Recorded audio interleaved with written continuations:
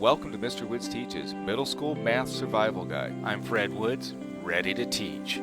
Hi fellow mathematicians, welcome to Mr. Woods Teaches. And this slide may look familiar from the ratio and percent video. Hopefully you saw that before as the intro to this. And it is. It's pretty much everything the same here. Ratio is 36 hundredths and a percent is 36%. And we have our blocks here that are colored out determining what percent of this 100 frame is covered in orange. Now, how do we represent this as a decimal?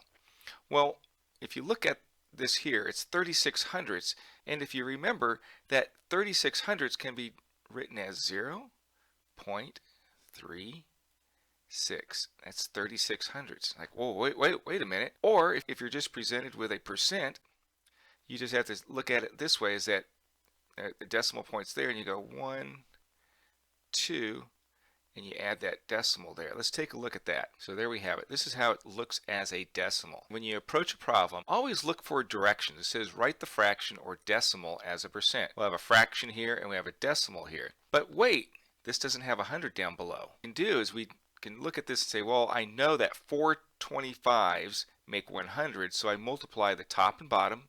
So I just say 4 over 4.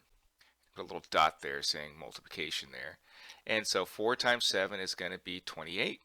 And 4 times 25 is going to be 100. So now we have 28 hundredths, and we want to convert that into a decimal. Again, if you remember creating those decimals from fractions, especially when it has 100 here, it's like 1, 2. There we go. 1, 2. That's where we put that decimal point right here. When we have a whole number, we're going to go over to decimal places to create that decimal there. Now, how do we create the percent? Well, again, we have this decimal, and all we need to do is move this decimal point over 2 and then put the percent sign. See the correlation? So the 2 and the 8, and then there's that percent. So I'm moving that decimal over to here and making it a percent sign, so I get 28%. But wait, look at this. Shouldn't this be really easy? Yes, you should just be able to go 1, 2, and say that's 71.7%.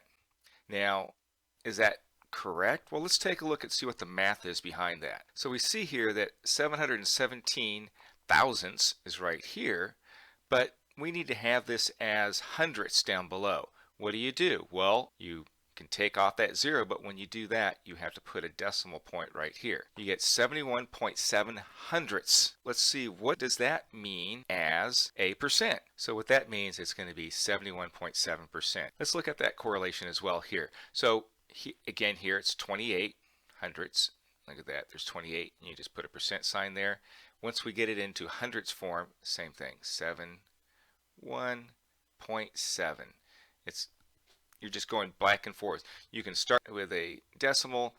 I think that's much easier to create a percent from, or you can look at the fractions. Now, if this was 7 over 36, one way to do that, and I'll go over that in another one, is to just do the long division, create that decimal, and then move the decimal point appropriately to create the percent. Until next time, to be a math person, all you have to be is a person that does math. Thank you. Remember to like, share, and subscribe.